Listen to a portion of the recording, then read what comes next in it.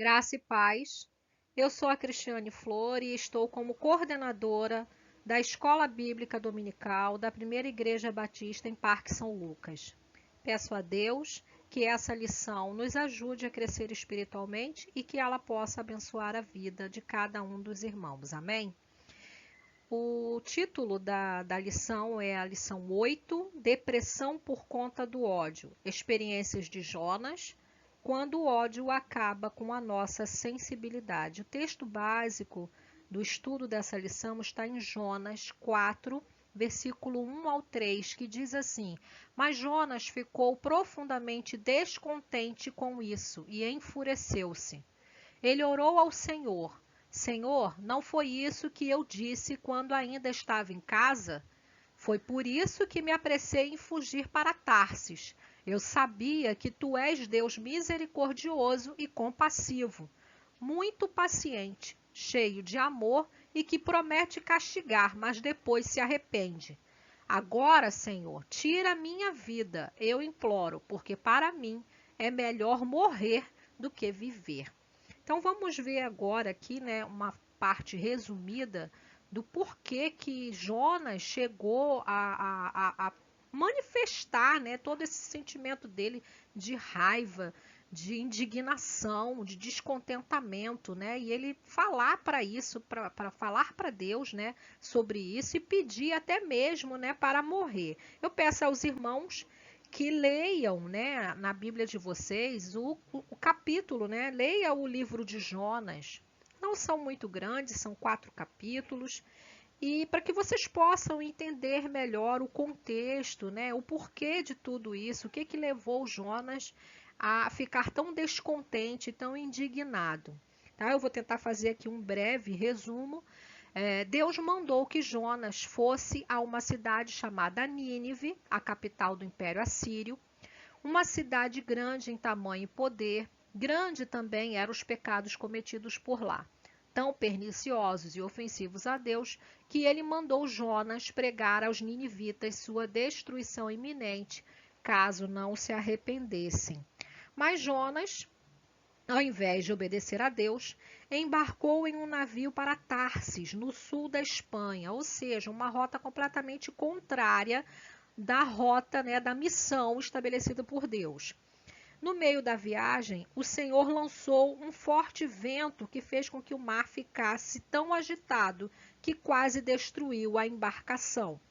Ao perceber que o Senhor estava falando, né, com todos, né, falavam que como a tempestade, né, e o perigo da destruição da embarcação acometia a todos, não só a Jonas, né, Deus estava ali demonstrando que ele estava sendo contrariado, que algo não estava correto. Então Jonas pede, né, para os marinheiros daquela embarcação, para o comandante, que o lançassem fora do barco, né, lançassem no mar.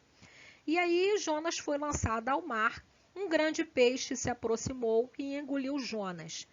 Na barriga do grande peixe, Jonas orou, né, ao Senhor, demonstrando, né, a sua confissão e o seu arrependimento. Após orar, né, Deus ouviu a oração de Jonas e ordenou ao peixe que o vomitasse. Esse peixe já o deixou na ilha, né, diretamente em Nínive, já deixou lá em Nínive. Então Jonas pregou para o povo de Nínive durante um dia as palavras, né, que Deus havia ordenado. Daqui a 40 dias, Nínive será destruída. Os ninivitas creram, jejuaram, da nobreza até o povo, vestiram-se de sacos e se arrependeram de seus maus caminhos. Deus o perdoou e não os destruiu, e assim começa a história de depressão de Jonas por causa de sua ira não resolvida. Vamos então agora para o tópico 1. Tópico 1. O problema de Jonas. Jonas guardava em seu coração um ódio contra a cidade de Nínive. Ele sabia dos pecados ali cometidos e, no fundo de seu coração, torcia para que Deus literalmente os destruísse. Nínive representava o paradigma do mal. contava com aproximadamente 120 mil pessoas. Conhecida por sua violência, certamente Jonas considerava injusto levar a palavra de Deus àquele povo, né? E aí nós temos aqui uma outra citação, né, de um profeta, né, do profeta Naum, né? Naum, capítulo 3, versículo 1 diz assim: o que se espera de uma cidade assim? Ai da cidade sanguinária, toda cheia de mentiras e de roubo, e que não solta a sua presa. Essas palavras, né, foram pronunciadas contra Nínive, né? Foi registrado pelo profeta Naum. Porém, houve uma geração desta cidade que se arrependeu de seus pecados e se converteu ao Deus de Israel. E ao contrário do que poderíamos imaginar, essa grande conversão de uma cidade inteira, ao invés de ter trazido alegria ao coração daquele que pregou, ou seja, Jonas, despertou, porém, o inconformismo diante do perdão de Deus para Nínive. Vejamos o que a palavra de Deus nos aconselha. Não se alegre quando seu inimigo cair, nem exulte o seu coração quando ele tropeçar, para que o Senhor não veja isso e se desagrade e desvie dele a sua ira. Provérbios 24, 17 e 18. Então, né, esse provérbio diz justamente para a gente não ficar feliz, né? Quando o inimigo tropeça, quando cai, quando se fere. Você não ficar torcendo para que aquela pessoa quebre a cara, que era justamente o que estava passando pelo coração de Jonas, né? Ele não se conformava, né, que Deus houvesse perdoado o povo de Nínive. Né? Então ele ficou com aquilo ali no coração dele, essa indignação, né? Porque Deus primeiro disse a ele, né, que era para ele ir lá pregar para o povo de Nínive, porque aquela cidade inteira, aquela população inteira seria destruída. Mas Deus já havia colocado uma condição: seria destruída caso eles não se arrependessem. E foi o que aconteceu, o povo inteiro se arrependeu. Ele reconheceu do seu mau caminho e ele se arrependeu. E Deus vê, ele conhece, ele sonda o coração de cada um, né? Então, assim, vamos ver o que Romanos, capítulo 2, do versículo 8 diz. Mas haverá ira e indignação para os que são egoístas, que rejeitam a verdade e seguem a injustiça. Então, não sejamos egoístas. Se nós conhecemos, né, tivemos acesso à verdade, né, que é Jesus, o nosso Salvador, que Deus é poderoso em nos perdoar, desde que, né, nós tenhamos um arrependimento verdadeiro, eu não posso ser egoísta e não querer partilhar essa verdade libertadora com outras pessoas. E isso era o que estava ocorrendo com Jonas, né? Lá no coração de Jonas. Vamos dar continuidade ao nosso estudo? Vamos para o tópico 2. Tópico 2. Quando não concordamos com o que Deus faz. Deus chama Jonas e o manda dizer: em 40 dias Nínive será destruída. Para atravessar toda a cidade a pé, eram necessários 3 dias e Jonas levou 1 dia apenas. Percorreu-a toda em um só dia, pregando sem fé alguma que conversões aconteceriam ali. Mas todos se arrependeram de seu pecado e proclamaram um jejum. E todos, do mais novo ao mais velho, vestiram-se de pano de saco, simbolizando seu profundo arrependimento. Quando Deus viu o arrependimento dos ninivitas, perdoou a todos e retirou sua palavra de destruição. Porém, Jonas, apesar da experiência que teve com Deus, que também perdoou sua desobediência, não conseguia fazer o mesmo, nutrindo em seu coração a ira. Bom, reagir, né, a algo que nos desagrada com irritação é algo comum a todo ser humano. Afinal, trata-se de uma emoção. O problema é não sabermos lidar com essa ira, não sabermos lidar com ela e desencadear outros tipos de comportamentos. Vejamos o que a Bíblia fala sobre a ira. Efésios 4:26, ele recomenda que não acumule sentimentos de ira. Nós não devemos acumular sentimentos de ira. Vamos ver o que fala em Efésios 4:26? Irai-vos e não pequeis, não se ponha o sol sobre a vossa ira. Ou seja, eu me irritei naquele dia, eu não posso deixar permanecer aquela ira o dia todo. Eu fiquei irado naquele dia, o sol vai se pôr e eu não consegui trabalhar aquela ira. Eu vou ficar mantendo aquele sentimento de ira no meu coração para o dia seguinte. Então, esse é um dos conselhos que a Bíblia nos traz. Não acumule sentimentos de ira. Colossenses, capítulo 3, versículo 8, diz assim: a ira desencadeia outros sentimentos. Por quê? Olha lá o que fala em Colossenses 3:8. Agora, porém, despojai-vos igualmente de tudo isto: ira, indignação, maldade, maledicência, linguagem obscena do vosso falar. Então, a ira, ela vai desencadear outros sentimentos, outros comportamentos, tá? Como vem falando aqui, ela vai desencadear a indignação, a maledicência, uma linguagem obscena, né? Pode ser o quê? Os palavrões, né? Que é o que a gente costuma usar esse termo, né? Para definir. Então, ela pode acabar desencadeando outros comportamentos e outros sentimentos. Tá? Em Efésios 4, versículo 31 e 32, ele orienta o seguinte: que nós devemos pedir perdão a Deus e também perdoar o próximo, para que isso faça parte do tratamento para combater a ira e, por conseguinte, a depressão. Vamos ver o que fala o versículo. Livrem-se de toda a amargura, indignação e ira, gritaria e calúnia, bem como de toda a maldade. Sejam bondosos e compassivos uns para com os outros, perdoando-se mutualmente, assim como Deus perdoou vocês em Cristo. Vamos dar continuidade agora. Tópico 3. O ódio nosso de cada dia. Enquanto não resolvemos esse pecado em nosso íntimo, continuaremos nos irando explosiva e pecaminosamente, falando e fazendo coisas indevidas, pois muitos são os motivos que nos chegam diariamente. Nós chegamos até a nos arrepender, mas não a ponto de decidirmos lutar seriamente contra aquele pecado. Não busco conhecer como abandonar definitivamente aquele ódio que se instala no coração.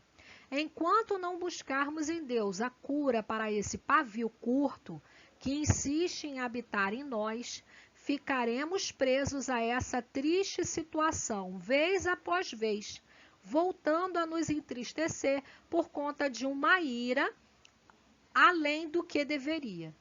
E tudo isso pode ganhar raízes tão fortes a ponto de deixar a pessoa desejando a morte e outros sintomas de depressão.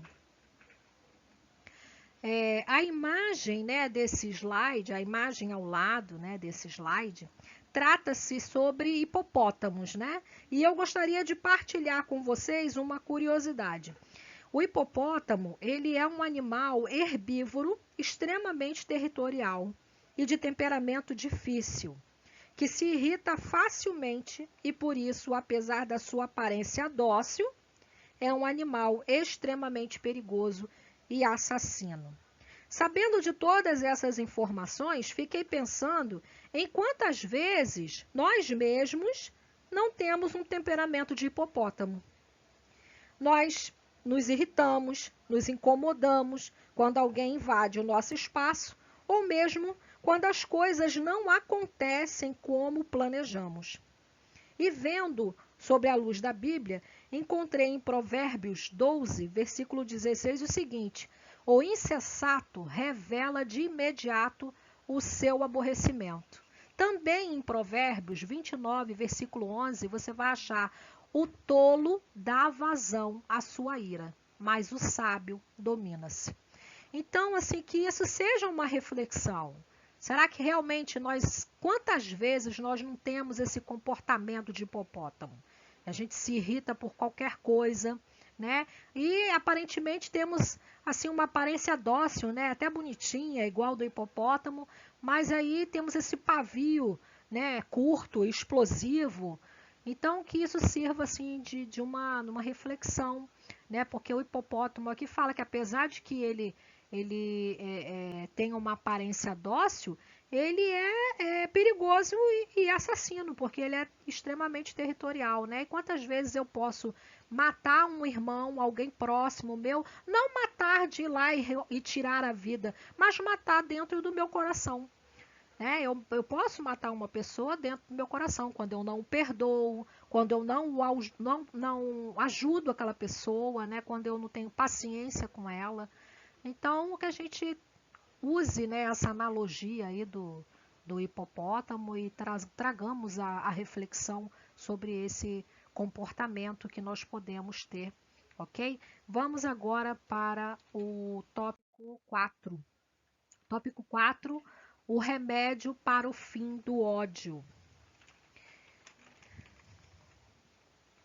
A cura consiste em nos enchermos do Espírito Santo, o único que pode controlar nossos impulsos, nossa ira, nosso coração e nossas vontades. Em Jonas, vemos como Deus está sempre silenciosamente presente, mesmo ao lado de quem está com o coração cheio de ódio contra as outras pessoas.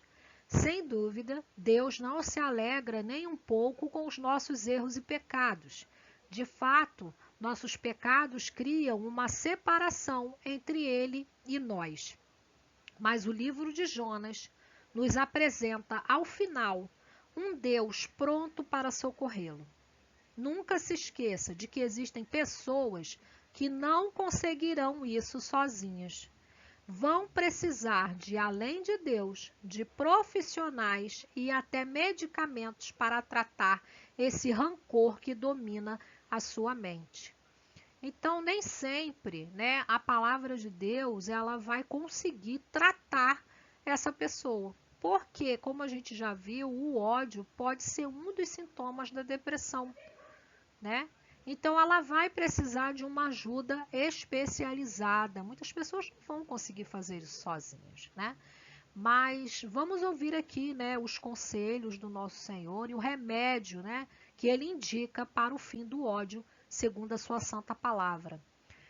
Esteja atento às más companhias, né? Em Provérbios 22, versículos 24 e 25 diz assim: não se associe com quem vive de mau humor, nem ande em companhia de quem facilmente se ira. Do contrário, você acabará imitando essa conduta e cairá em armadilha total. Então, se você pode evitar, né, não estar na companhia de pessoas que constantemente está explodindo, né, uma pessoa que constantemente se ira, você faça isso. Não, se você tem como evitar, não fique na companhia dessa pessoa, porque aqui Provérbios já está dizendo que você corre o risco de vir, né, a imitar esse comportamento e aí vai cair numa armadilha, porque aí você vai criar problemas, né, problemas de relacionamento para você mesmo. Então, se você pode evitar, evite as más companhias, pessoas que têm por comportamento, tem por uma até às vezes necessidade, pessoas que não têm esse autocontrole, tem pessoas que por qualquer coisa estão se irando e vou usar o termo popular, né? Rodando a baiana, armando um barraco. Você pode ficar longe dessas companhias? Fique longe dessas companhias. Um outro conselho, né, uma outra palavra que Deus deixa para nós é que a graça dele, a graça de Deus, pode nos curar. Vamos ver o que 1 de Pedro, capítulo 2, versículo 24 diz. Ele mesmo levou em seu corpo os nossos pecados sobre o madeiro, a fim de que morrêssemos para os pecados e vivêssemos para a justiça. Por suas feridas, vocês foram curados. Então, a graça de Deus, a graça de Deus pode nos curar. Tá? Em 1 de Pedro nós vemos isso, que através das feridas, da morte de Cristo lá na cruz, né, é que nós podemos ser curados. Amém? Creia nisso. Se alimente de coisas boas, né? Provérbios 16, versículo 24. Vamos ver aqui. Favo de mel são as palavras suaves, doces para a alma e saúde para os ossos. Então, se alimentar de coisas boas, palavras suaves, palavras doces. Não bote constantemente na sua boca, no seu cérebro, no que você vê, palavras rudes, né? Palavras pesadas, palavras que trazem o mal para si mesmo ou para o próximo. Se alimente de coisas boas. Obedeça a palavra de Deus. Vamos ver o que Tiago, capítulo 1, versículo 22 diz. Sejam praticantes da palavra e não apenas ouvintes, enganando-se a si mesmos. Né? Então, nós temos que obedecer a palavra de Deus. Se eu obedeço a palavra de Deus, eu estou traçando para mim um caminho de paz, né? Porque quando eu fujo das orientações que Deus coloca para mim, eu, na verdade, estou caçando o problema para a minha vida. Né? Porque tudo que Deus determinou, tudo que Ele deixou de orientação é para o nosso bem. Não há nada que Deus não tenha colocado ali que seja para o nosso bem, que seja para o nosso mal. Então tenha isso em mente, obedeça. Né? Não apenas leia, pratique a palavra de Deus. Ok? Vamos ver aqui um outro conselho. Se encha do Espírito Santo. Romanos 14, versículo 17 diz assim: pois o reino de Deus não é comida nem bebida, mas justiça, paz e alegria no Espírito Santo. Então se encha do Espírito Santo, se encha de coisas que vêm do alto, né? Porque tudo que vem de Deus, né, é a justiça, é a paz, é a verdadeira alegria. Tá? O Espírito Santo vai te preencher de coisas boas, não vai trazer nada de ruim para a sua vida, apenas a paz, a alegria, que excede, né, todo e qualquer entendimento. Vamos para o tópico 5. Tópico 5. Esse tópico eu coloquei além da revista, trata-se de fragmentos de uma pesquisa que eu achei na internet e acho que é importante e interessante para o conhecimento dos irmãos. Tá? O título é O Cérebro de Pessoas Depressivas Odeia de Forma Diferente. Então, assim, olha, sentimentos de auto-ódio são uma característica comum da depressão, de forma que seria de esperar que os sentimentos também seriam mais intensos quando direcionados para outras pessoas, explica o pesquisador Jianfeng Feng. Esse pesquisador, ele está dizendo justamente que as pessoas que têm depressão, elas tendem a sentir ódio em si mesmas, elas se odeiam. É uma característica comum da depressão, né? E esse sentimento de ira, esse sentimento de ódio também em relação às outras pessoas são mais intensificados do que uma pessoa que não sofre, né, da doença da depressão. Tá? Na outra parte da pesquisa também fala o seguinte: as perturbações do cérebro observadas em pessoas com depressão mostram que deprimidos têm uma capacidade diminuída para lidar com e aprender com situações sociais nas quais elas sentem ódio. Então, situações que provocam ira, né? Que desencadeiam esse sentimento de raiva e de ira numa pessoa que está deprimida, ela, na verdade, o cérebro dela está com uma capacidade diminuída para lidar, né, com essa situação e aprender a sair dessa situação, a controlar esses sentimentos de ira. Tá? Isso é o que a pesquisa traz. Então, é importante, né? É importante que você entenda que essa questão do ódio e da ira pode ser sim um problema de doença, né? Uma doença que você está passando psíquica e que tem tratamento, né? Procure ajuda. Um estudo de 2014 indicou que a raiva, tanto explícita quanto suprimida, é um sinal comum de depressão. Pesquisas indicam que a raiva está associada com a maior severidade dos sintomas e pior resposta ao tratamento, quando ela faz parte de um quadro de depressão. É por isso que a psicóloga Mariana Stronge recomenda que quem achar que está sentindo mais raiva do que o normal deve procurar ajuda. Não mantenha essa ferida, né, aberta, essa ferida da raiva, dessa ira constante, né, aberta, que ela pode vir, né, a aumentar a sua condição de virar realmente uma doença, tá?